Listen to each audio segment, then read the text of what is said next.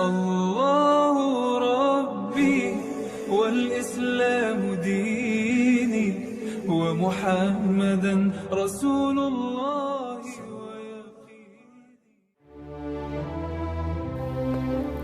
Pada suatu pagi Firaun mengumumkan berita besar. Iklan disebar, berita pers diluncurkan. Ia mengundang rakyatnya untuk berkumpul demi menantikan kontes sihir paling memikat dan mendebarkan. Kontes yang dihadirkan bukan tanpa siasat. Jauh hari sebelumnya, Firaun telah mengkader tukang sihir dan mengirim 40 orang untuk belajar sihir ke Al-Irfan, sekolah sihir paling terkemuka pada zamannya. Dan pagi itu, lengkaplah sudah ia mengumpulkan para tukang sihir dari segala pelosok. Ka'ab al-Ahbar, seperti disitir dalam Ibnu Katsir dalam Qosasul Anbiyanya, mengatakan jumlah tukang sihir itu mencapai 12.000. Sedangkan Muhammad bin Ka'ab menyebutkan angka yang jauh lebih fantastis, yakni 80.000 penyihir. Sebanyak itulah orang yang termakan propaganda Fir'aun yang menyebut Musa alaihissalam sebagai penyihir yang harus ditaklukkan. Ia memproduksi disinformasi serupa hoaks. Sihir Musa jahat, kata Fir'aun. Ia akan merusak keajegan dan konstelasi persihiran negeri ini. Dua orang ini, Musa dan Harun alaihissalam, adalah benar-benar ahli sihir yang hendak mengusirmu dari negerimu sendiri dengan sihirnya, kata Fir'aun dan pengikutnya. Isu itu mudah saja diamini, menghujam titik jantung kehormatan kultur dan warisan leluhur para penyihir. Maka mereka berbondong-bondong memenuhi seruan Fir'aun. Propaganda semacam itu masih terawat dan tereplikasi dengan nyaris sempurna sampai sekarang.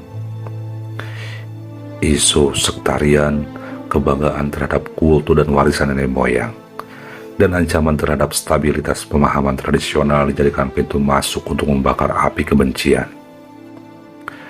Kita merasa memiliki harga diri dalam setiap pendekatan tradisional. Keilmuan, kultur, atau manhaj kelompok yang dengan itu kita kerap mudah tersensitisasi untuk menolak hal-hal baru. Meskipun kita belum pernah berlapang dada untuk dengan jernih mendengarnya. Kita memblokade pengetahuan baru sambil memelihara kekhawatiran dan menerbitkan semangat yang baru itu harus kita lawan. Yang berbeda pemahaman harus kita singkirkan. Yang membuka peluang kelompok kita berpindah haluan harus kita marginalkan. Ketika Musa alaihissalam tiba di hadapan mereka dan mulai memaparkan isi kepalanya yang menyuarakan peringatan terhadap kebatilan, para penyihir itu pun terbelah. Mereka berselisih paham di kalangannya sendiri. Sebagian undur diri dan menyadari bahwa pernyataan Musa adalah pernyataan seorang nabi.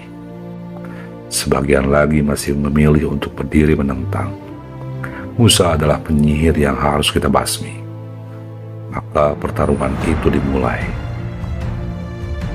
Para penyihir melemparkan jimatnya yang segera menjelma ular-ular yang dengan gesit merayap.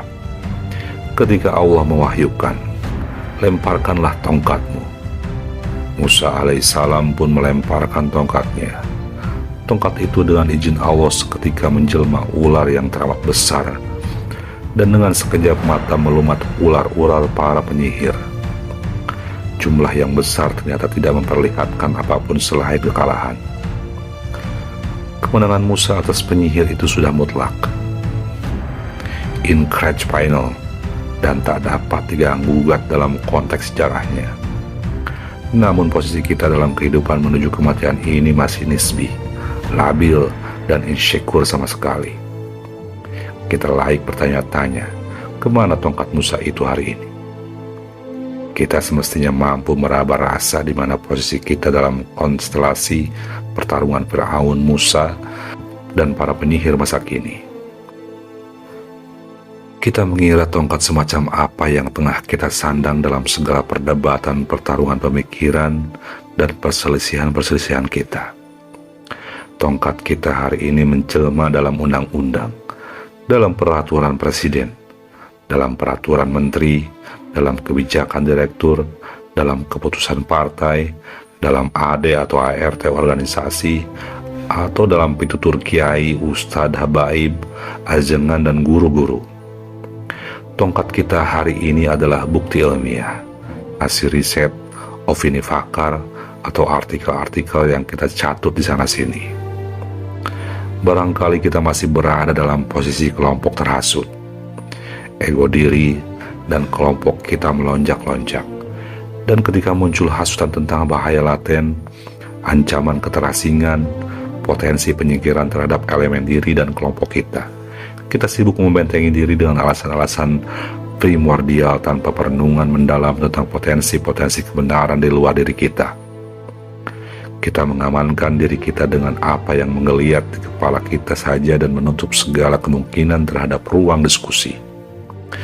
Kita memblokir yang tidak kita sukai, menderet persaudaraan yang tak sejalan, mengampolo kebaikan yang berada di luar kelompok kita, dan mengalienisasi mereka yang kita takuti akan menggerogoti kekuatan dan stabilitas kenyamanan dunia kita. Tongkat kita adalah tongkat para penyihir. Merasa benar padahal kecil, merasa hebat padahal tak berdaya. Atau bahkan lebih dari itu, mungkin saja kita tengah berdiri memegang suar-suar Firaun kecil. Kita menjadi corong baru yang mengkadar keburukan, merawat ketidakadilan, dan menumbuh kembangkan keponggahan.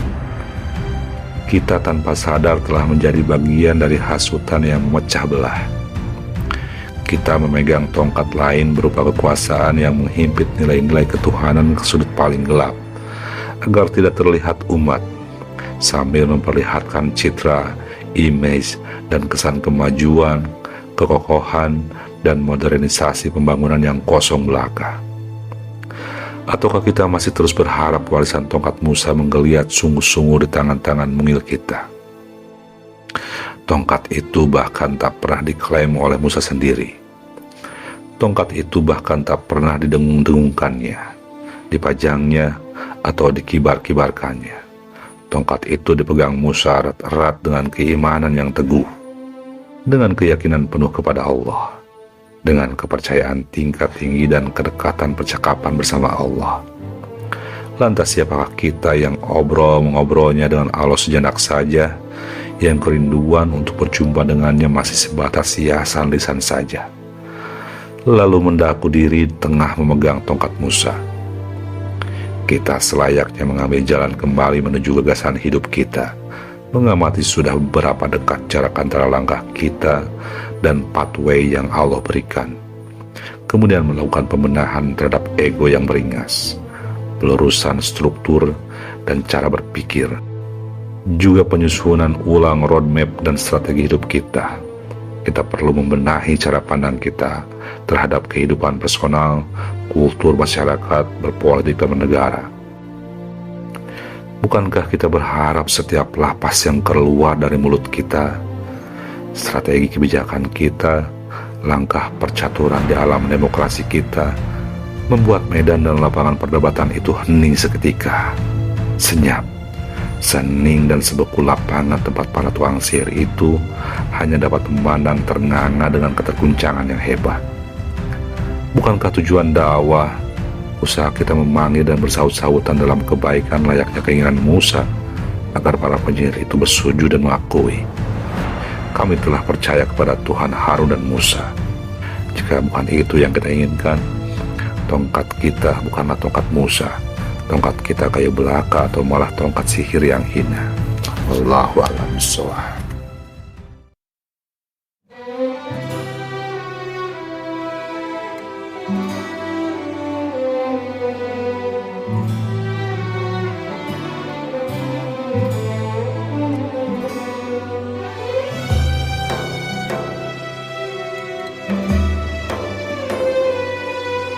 Thank you.